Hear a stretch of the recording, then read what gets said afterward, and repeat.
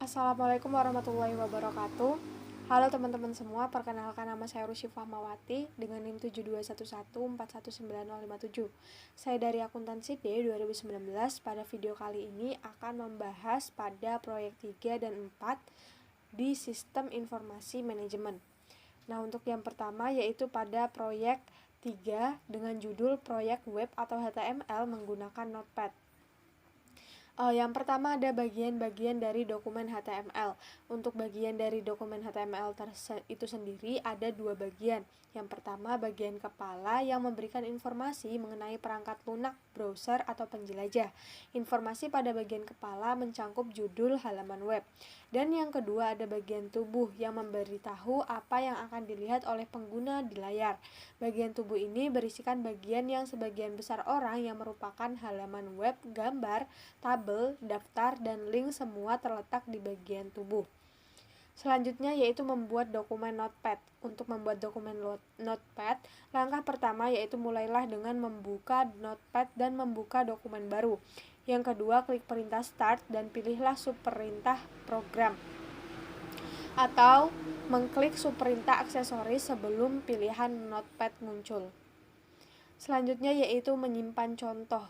Untuk langkah yang pertama yaitu Anda harus menyimpan dokumen Notepad ini dengan file HTML. Yang kedua caranya pilihlah file diikuti Save As. Yang ketiga masukkan nama file seperti universitypizza.htm tapi tanpa tanda kutip. Yang keempat, jenis file yang dipilih dengan kata lain Save As Type haruslah all files dengan pengelolaan ANSI. Jika tidak memilih all files sebagai jenis file, halaman web tersebut tidak akan bekerja. Nah, yang kelima, di saat menyimpan file jangan lupa tempatkan file HTML tersebut di folder awal agar gambar dapat terlihat. Selanjutnya yaitu melihat halaman web. Langkah-langkah untuk melihat halaman web yang pertama yaitu bukalah folder tempat file HTML berada. Yang kedua lalu klik dua kali file HTML tersebut. Dan yang ketiga setelah diklik, browser web akan otomatis muncul dengan sendirinya, maka akan terlihat halaman web yang dihasilkan dari Notepad tersebut. Selanjutnya yaitu kelebihan dan kelemahan Notepad. Untuk kelemahan pada Notepad yaitu membuat halaman web dengan editor teks seperti Notepad adalah keharusan untuk mempelajari perintah-perintah HTML dan proses pembuatan kode. Sedangkan untuk kelebihannya sendiri yaitu membuat kode HTML di Notepad yaitu kode yang dibuat efisien dan manajer dapat lebih memahami bagaimana halaman web bekerja. Oke, yang selanjutnya kita akan membahas pada proyek 4 yaitu formulir survei web atau HTML siswa. Pada contoh ini kita dituntut untuk membuat dokumen Notepad berupa formulir survei yang akan disimpan dalam bentuk hypertext markup language sehingga dapat digunakan sebagai halaman web. Pembuatan formulir ini mewakili 5 teknik yang paling umum untuk mencatat informasi dari sebuah situs web atau contoh terlampir pada slide tahap pembuatan formulir. Selanjutnya yaitu bagian-bagian formulir contoh. Tombol radio harus digunakan untuk pilihan eksklusif di mana jumlah pilihan yang tersedia terbatas. Jika terdapat banyak pilihan, pilihan-pilihan ini dapat memakan tempat yang amat banyak pada halaman web. Jika seorang pengguna dapat memilih lebih dari satu pilihan, kotak cek harus digunakan. Figur P41 menampilkan kotak cek untuk menangkap informasi di mana seorang siswa tinggal dan apakah siswa tersebut memiliki sebuah mobil. Nah, untuk figur 4.1 ini contoh jadinya. Lalu baris 2, 9, dan 30 pada figur 4.2 membuat kotak cek yang nampak pada contoh. Perhatikan bahwa nama file berbeda pada baris 29 dan 30 sehingga masing-masing baris membuat filenya dan banyak kotak cek dapat dipilih. Jika kotak Live on Campus dipilih dengan klik mouse, maka file on akan memiliki nilai yes. Ini tadi gambar 4.1 yaitu contoh jadi pada formulir. Selanjutnya yaitu bagian-bagian formulir masih kita bahas di sini. Menu drop down disebut juga kotak pilihan, memberikan pengguna daftar pilihan yang bersifat saling eksklusif ketika pengguna tersebut mengklik ikon drop down. Perhatikan bahwa terdapat perintah awal dan akhir untuk pilihan tersebut pada baris 33 dan 38. Dan masing-masing pilihan dari daftar pilihan ini memiliki awal dan akhirnya masing-masing pada baris 34. Nama file pilihan ini ada pada perintah pilihan read, tetapi nilai yang ditunjukkan oleh file ini dihasilkan oleh perintah option. File ini memiliki respon sebagai bentuk no respon, excellent, average, dan poor.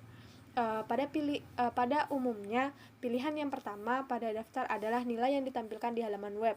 Perhatikan bahwa no respon ditampilkan pada fitur 4.1 dan ini adalah pilihan pertama dalam perintah pilihan. Tetapi jika option value sama dengan average selected rata-rata dibandingkan dengan para pembicara lain, menggantikan baris 36, kata select akan menyebabkan pilihan average ditampilkan sebagai pilihan awal pada halaman web.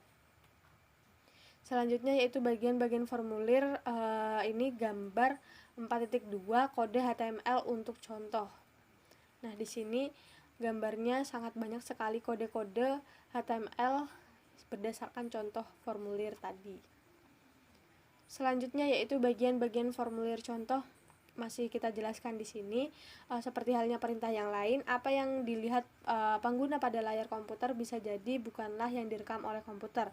Jika pengguna memilih no respon, maka file pelayanan ini akan berisikan nilai no respon. Baris 42 terletak di antara perintah awal dan akhir area teks.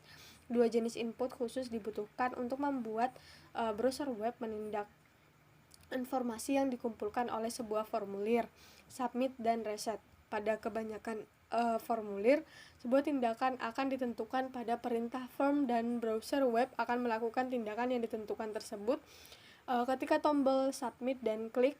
Lalu perintah reset pada baris 6 menampilkan frase reset from value to their default. Pada tombol ini akan mereset ulang semua pilihan kepada isian awal. Selanjutnya yaitu menyimpan contoh. Anda harus menyimpan dokumen sebagai file HTML. Jenis setelah dokumen awal di Notepad adalah dokumen teks, dan ekstensi file txt secara otomatis akan ditambahkan ke nama file jika file tersebut disimpan dalam bentuk teks. Browser web tidak dapat menerjemahkan jenis dokumen teks. Yang terakhir, melihat halaman web. Setelah halaman web disimpan, Anda dapat memeriksanya apakah halaman tersebut bekerja dengan baik. Anda tidak harus menutup program Notepad. Program ini dapat tetap terbuka ketika Anda melihat file Anda dengan browser web, dan pilihlah perintah file diikuti subperintah open. Lalu ketikkan nama file atau browse untuk mencari dan ketiklah tombol OK. Halaman web Anda akan muncul di browser. Nah, cukup sekian yang dapat saya sampaikan pada video kali ini. Semoga bermanfaat. Kurang lebihnya mohon maaf. Wabillahi taufiq wal hidayah. Wassalamualaikum warahmatullahi wabarakatuh.